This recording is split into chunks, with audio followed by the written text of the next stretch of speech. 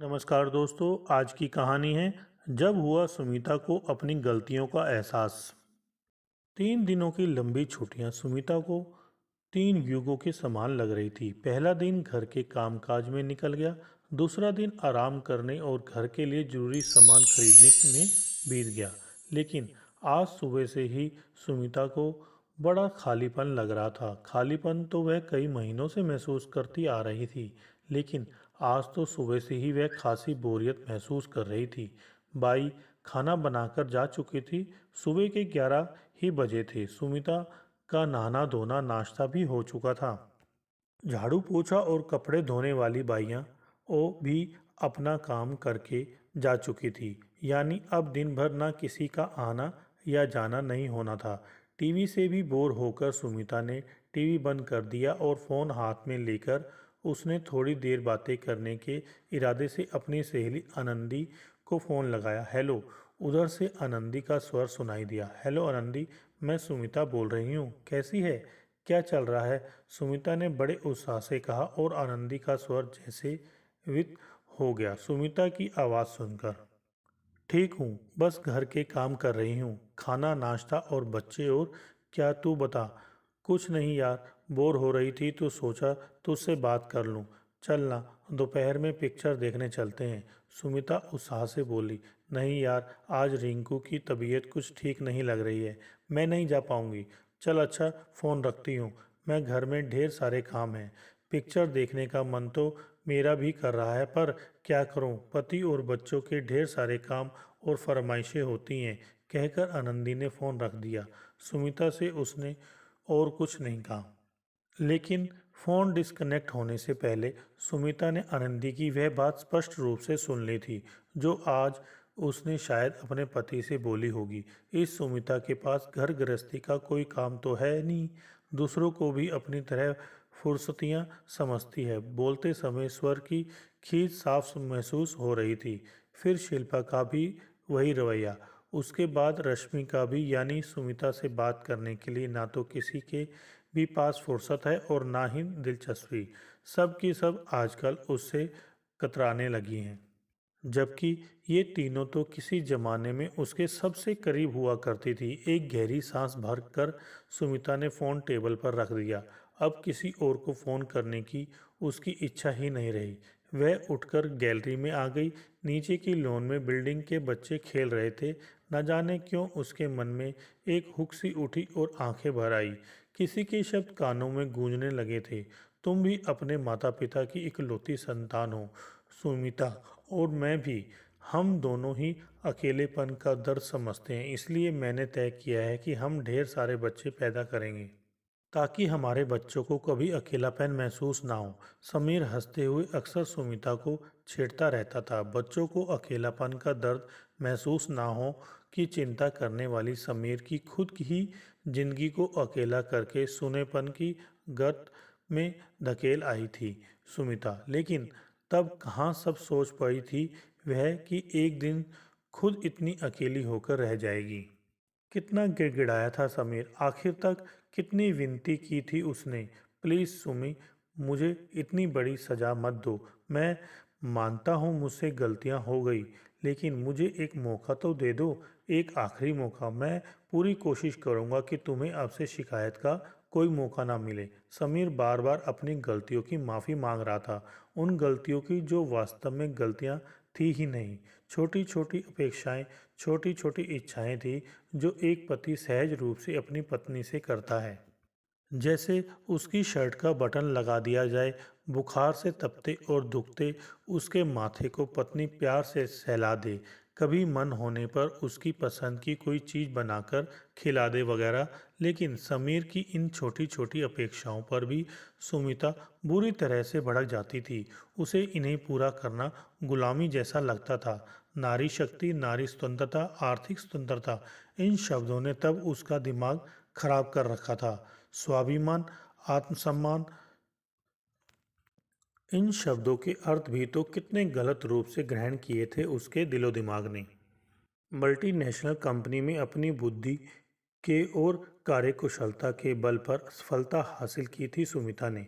फिर एक के बाद एक सीढ़ियां चढ़ती सुमिता पैसे और पद की चकाचौंध में इतनी अंधी हो गई कि आत्मसम्मान और अहंकार में फर्क करना भी भूल गई। आत्मसम्मान के नाम पर उसका अहंकार दिन पर दिन इतना बढ़ता गया कि बात बात में समीर की अवहेलना करने लगी। उसकी छोटी छोटी इच्छाओं को अनदेखा करके उसकी भावनाओं को आहत करने लगी। उसकी अपेक्षाओं की उपेक्षा करना सुमिता की आदत में शामिल हो गया। समीर चुपचाप उसकी सारी ज्यादतियां बर्दाश्त करता रहा, लेकिन वह जितना ज़्यादा बर्दाश्त करता जा रहा था उतना ही ज़्यादा सुमिता का अहंकार और क्रोध बढ़ता जा रहा था। सुमिता को भड़काने में उसकी सहेलियों का सबसे बड़ा हाथ रहा। वे सुमिता की बातों या यूँ कहिए उसकी तकलीफ़ों को बड़े गौर से सुनती और समीर को भला बुरा कहकर सुमिता ने सहानुभूति दर्शाती। इन्हीं सहेलियों ने उसे समीर से तलाक लेने के लिए उकसाया। तब यही सहेलियां सुमिता को अपनी सबसे बड़ी हितचिंतक लगी थी। ये सब दौड़ दौड़ कर सुमिता के दुखड़े सुनने चली आती और उसके कान भरती थी। तू क्यों उसके काम करे, तू क्यों उसकी नौकरानी या खरीदी हुई गुलाम है, तू साफ मना कर दिया कर। एक दिन जब समीर ने बाजार से ताज़ा टिंडे लाकर अपने हाथ के मसाले वाली भरवा टिंडे बनवाने का अनुरोध किया तो सुमिता बुरी तरह बिफर गई कि वह अभी ऑफिस से थकी मांदी आई है और समीर उसे चूल्हे चौके का काम करने को कह रहा है। उस दिन सुमिता ने न सिर्फ समीर को बहुत कुछ उल्टा सीधा कहा, बल्कि साफ साफ यह भी कह दिया कि वह अब और अधिक उसकी गुलामी नहीं करेगी। आखिर वह भी इंसान है, कोई खरीदी हुई बांदी नहीं है कि जब तब सिर झुकाकर उसका हुक्म बजाती रहे। उसे इस गुलामी से छुटकारा चाहिए। समीर सन सा खड़ा रह गया। एक छोटी सी बात इतना बड़ा मुद्दा बनेगी, यह तो उसने सपने में भी नहीं सोचा था। इसके बाद वह बार बार माफ़ी मांगता रहा, पर सुमिता ना मानी तो आखिर में सुमिता की खुशी के लिए उसने अपने आंसू पीकर तलाक के कागजों पर दस्तखत करके उसे मुक्त कर दिया। पर सुमिता क्या सचमुच मुक्त हो पाई? समीर के साथ जिस बंधन में बंधकर वह रह रही थी, उस बंधन में ही वह सब से अधिक आज़ाद और अपनी मनमर्जी की मालिक थी। समीर के बंधन में जो सुरक्षा थी, उस सुरक्षा ने उसे समाज में सिर ऊंचा करके चलने की एक गौरवमयी आज़ादी दे रखी थी। तब उसके चारों ओर समीर के नाम का एक अद्भुत सुरक्षा कवच था, जो लोगों की लोलुप और क्रोधित दृष्टि को उसके पास तक फटकने की नहीं देता था। तब उसने उस सुरक्षा कवच को पैरों की बड़ी समझा था, उसकी अवहेलना की थी। लेकिन आज सुमिता को एहसास हो रहा है कि उसी बेड़ी ने उसके पैरों को स्वतंत्रता से चलना बल्कि दौड़ना सिखाया था। समीर से अलग होने की खबर फैलते ही लोगों की उसके प्रति दृष्टि ही बदल गई थी। औरतें उससे ऐसे बिदकने लगी थी जैसे वह कोई जंगली जानवर हो और पुरुष उसके आसपास मंडराने के बहाने ढूंढते रहते। दो चार लोगों ने तो वक्त बेवक्त उसके घर पर भी आने की कोशिश भी की। वह तो समय रहते ही सुमिता को उनका इरादा समझ में आ गया, नहीं तो अब तो बाजार या कहीं भी आते जाते सुमिता को एक अजीब सा डर, असुरक्षा तथा संकोच हर समय घेरे रहता। जबकि समीर के साथ रहते हुए उसे कभी कहीं पर भी आने जाने में किसी भी तरह का डर नहीं लगा था। वह पुरुषों से भी कितना खुलकर हंसी मजाक कर लेती थी, घंटों गप्पे मारती थी, पर ना तो कभी सुमिता को कोई झिझक हुई और ना ही साथी पुरुषों को ही। पर अब किसी भी परिचित पुरुष से बातें करते हुए वह अंदर से घबराहट महसूस करती है। हंसी मजाक तो दूर, परिचित औरतें खुद भी अपने पतियों को सुमिता से दूर रखने का भरसक प्रयत्न करने लगी। भारती के पति विशाल से सुमिता पहले कितनी बातें, कितनी हंसी ठिठोली करती थी। चारों जने अक्सर साथ ही में फिल्म देखने, घूमने फिरने और रेस्टोरेंट में साथ साथ लंच या डिनर करने लाते थे। लेकिन सुमिता के तलाक के बाद एक दिन आरती ने अकेले में स्पष्ट शब्दों में कह दिया, अच्छा होगा तुम मेरे पति विशाल से दूर ही रहो। अपना तो घर तोड़ ही चुकी हो, अब मेरा घर तोड़ने की कोशिश मत करो। सुमिता स्तब्ध रह गई। इसके पहले तो आरती ने कभी इस तरह से बात नहीं की थी। आज क्या एक अकेली औरत द्वारा अपने पति को फंसा लिए जाने का डर उस पर हावी हो गया। आरती ने तो पूरी तरह से उससे संबंध खत्म कर लिए। आनंदी रश्मि शिल्पी का रवैया भी दिन पर दिन रूखा होता जा रहा है। वे भी अब उनसे कन्नी काटने लगी हैं। उन्होंने पहले की तरह अब अपनी शादी या बच्चों की सालगिरह पर सुमिता को बुलावा देना बंद कर दिया। कहा तो यही चारों जब तब सुमिता को घेरे रहती थी। सुमिता को पता ही नहीं चला कि कब से उसकी आंखों से आंसू बह रहे थे। 4 साल हो गए उसे तलाक दिए। शुरू के साल भर तो उसे लगा था कि जैसे वह कैसे आज़ाद हो गई, अब वह अपनी मर्जी से रहेगी। पर फिर 1.5-2 साल होते होते वह अकेली पड़ने लगी। ना कोई हंसने बोलने वाला, ना साथ देने वाला। सारी सहेलियां अपने पति बच्चों के में व्यस्त होती गई और सुमिता अकेली पड़ती गई। आज उसे अपनी स्वतंत्रता, अपनी नौकरी, पैसा सब कुछ बेमानी सा लगता है। अकेले तन्हा जिंदगी बिताना कितना भयावह और दुखद होता है। लोगों के भरे पूरे परिवार वाला घर देखकर सुमिता का अकेलापन का एहसास और भी अधिक बढ़ जाता और वह अवसादग्रस्त सी हो जाती। अपनी पढ़ाई का उपयोग उसने कितनी गलत दिशा में किया। स्वभाव में नम्रता के बजाय उसने अहंकार को बढ़ावा दिया और उसी गलती की कीमत वह अब चुका रही है। सोचते सोचते सुमिता सुबकने लगी। खाना खाने का भी मन नहीं हुआ उसका। दोपहर 2 बजे उसने सोचा घर बैठने से अच्छा है अकेले ही फिल्म देख आए। फिर वह फिल्म देखने पहुंच गई। फिल्म के इंटरवल में कुछ चिरपरिचित आवाज़ों ने सुमिता का ध्यान आकर्षित किया। देखा तो नीचे दाई और आनंदी अपने पति और बच्चों के साथ बैठी थी। उसकी बेटी रिंकू चहक रही थी। सुमिता को समझते देर नहीं लगी कि आनंदी का पहले से प्रोग्राम बना हुआ होगा। उसने सुमिता को टालने के लिए ही रिंकू की तबीयत का बहाना बना दिया। आगे की फिल्म देखने का मन नहीं किया उसका, पर खिन मन लिए वह बैठी रही।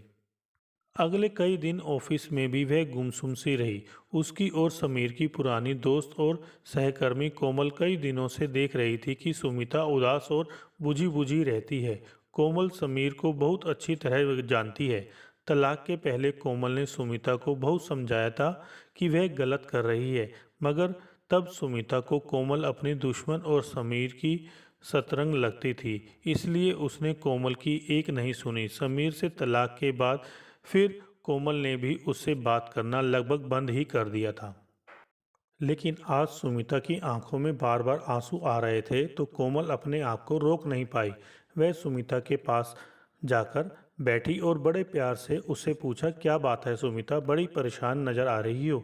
उसके सहानुभूतिपूर्ण स्वर और स्पर्श से सुमिता के मन में जमा गुबार आंखों आंसुओं के रूप में बहने लगा। कोमल बिना उसके कुछ कहे ही समझ गई थी कि उसे अब समीर को छोड़ देने का दुख हो रहा है। मैंने तुम्हें पहले ही समझाया था सुमी, समीर को छोड़ने की गलती मत कर। लेकिन तुमने अपनी उन शुभचिंतकों की बातों में आकर मेरी एक भी नहीं सुनी। तब मैं तुम्हें दुश्मन लगती थी। आज छोड़ गई ना तुम्हारी सारी सहेलियां तुम्हें अकेला। कोमल ने कड़वे स्वर में कहा। बस करो कोमल, अब मेरी दुखी मन पर और तीर ना चलाओ। सुमिता रोते हुए बोली, मैं पहले से ही जानती थी कि वे सब बिना पैसे के तमाशा देखने वालों में से है। तुम उन्हें खूब पार्टियां देती थी, घुमाती फिरती थी, होटलों में लंच देती थी, इसलिए सब तुम्हारी हाँ में हाँ मिलाती थी। तब उन्हें तुमसे दोस्ती रखने में अपना फ़ायदा नज़र आता था। लेकिन आज तुम जैसी अकेली औरत से रिश्ता बढ़ाने में उन्हें डर लगता है कि कहीं तुम मौका देखकर उनके पति को ना फंसा लो। बस इसलिए वे सतर्क हो गई और तुमसे दूर रहने ही में ही उन्हें समझदारी लगी। कोमल का स्वर अब भी कड़वा था। सुमिता अब भी चुपचाप बैठी आंसुआं बहा रही थी। और तुम्हारे बारे में पुरुषों का नज़रिया औरतों से बिल्कुल अलग है। पुरुष हर समय तुमसे झूठी सहानुभूति जताकर तुम पर डोरे डालने की फिराक में रहते हैं। अकेली औरत के लिए इस समाज में अपनी इज्जत बनाए रखना बहुत मुश्किल है। अब तो हर कोई अकेले में तुम्हारे घर आने का मंसूबा बनाता रहता है। कोमल का स्वर सुमिता की हालत देखकर अब कुछ नर्म हुआ। मैं सब समझ रही हूँ कोमल, मैं खुद परेशान हो गई हूँ। ऑफिस के पुरुष सहकर्मियों और पड़ोसियों के व्यवहार से सुमिता आंसू पोंछकर बोली, तुमने समीर से सामंजस्य बिठाने का जरा सा भी प्रयास नहीं किया, थोड़ा सा भी धीरज नहीं रखा, साथ चलने के लिए अपने अहं पर अड़ी रही, समीर को समझाने का जरा सा भी प्रयास नहीं किया। तुमने पति पत्नी के रिश्ते को मजाक समझा, कोमल ने कठोर स्वर में कहा। फिर सुमिता के कंधे पर हाथ रखकर अपने नाम के अनुरूप कोमल स्वर में बोली, समीर तुझसे सच्चा प्यार करता है, तभी 4 साल से अकेला है, उसने दूसरा ब्याह नहीं किया, वह आज भी तेरा इंतजार कर रहा है। कल मैं और केशव उसके घर गए थे, देखकर मेरा तो दिल सच में भर आया। समीर ने डाइनिंग टेबल पर अपने साथ एक थाली तेरे लिए भी लगाई थी। वह आज भी अपने परिवार के रूप में बस तेरी ही कल्पना करता है और उसे आज भी तेरा इंतजार ही नहीं बल्कि तेरे आने का विश्वास भी है। इससे पहले कि वह मजबूर होकर दूसरी शादी कर ले, उससे समझौता कर ले, वरना उम्र भर पछताती रहेगी। उसके प्यार को देख, छोटी मोटी बातों को नज़रअंदाज कर दे। हम यही गलती करते हैं कि प्यार को नज़रअंदाज करके छोटी मोटी गलतियों को पकड़कर बैठ जाते हैं और अपना रिश्ता, अपना घर तोड़ लेते हैं, पर ये नहीं सोचते कि घर के साथ साथ हम स्वयं भी टूट जाते हैं। एक गहरी सांस लेकर कोमल चुप हो गई और सुमिता की प्रतिक्रिया जानने के लिए उसके चेहरे की ओर देखने लगी। समीर मुझे माफ़ करेगा क्या? सुमिता उसकी प्रतिक्रिया जानने के लिए उसके चेहरे की ओर देखने लगी। समीर के प्यार पर शक मत कर सुमी, तू सच बता, समीर के साथ गुजारे हुए 3 सालों में तू ज़्यादा खुश थी या उसे अलग होने के बाद 4 सालों में तू ज़्यादा खुश रही? कोमल ने सुमिता के सवाल पूछा, जिसका जवाब उसके चेहरे की मायूसी ने ही दे दिया। लौट जा सुमिल, लौट जा, इससे पहले कि जिंदगी के सारे रास्ते बंद हो जाएं, अपने घर लौट जा। 4 साल भयावह अकेलेपन कि बहुत सजा भुगत चुके हो तुम दोनों। समीर के मन में तुझे लेकर कोई गिला नहीं, तू भी अपने मन में कोई पूर्वग्रह मत रख और आज ही उसके पास चले जा। उसके घर और मन में के दरवाजे आज भी तेरे लिए खुले हैं, कोमल ने कहा। घर आकर सुमिता कोमल की बातों पर गौर करती रही। सचमुच अपने अहं के कारण नारी शक्ति और स्वावलंबन के नाम पर इस अलगाव का दर्द भुगतने का कोई अर्थ नहीं है। जीवन की सार्थकता रिश्तों को जोड़ने में ही, तोड़ने में नहीं। तलाक के बाद उसे यह भली भांति समझ में आ गया है, स्त्री की इज्जत घर और पति की सुरक्षा देने वाली बाहों के घेरे में ही है। फिर अचानक ही सुमी समीर की बाहों में जाने के लिए मचल उठी।